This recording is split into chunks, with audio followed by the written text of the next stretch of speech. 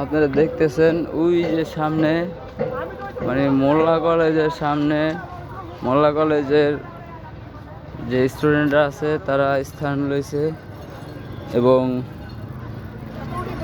সূত্রপাতে শোনা যাচ্ছে যে মোল্লা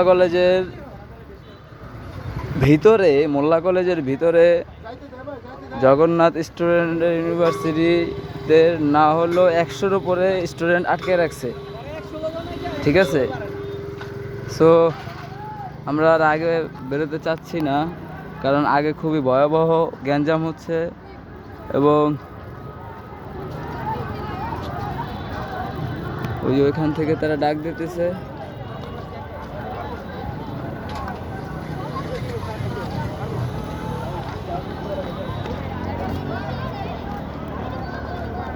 আপনারা দেখতে পারতেছেন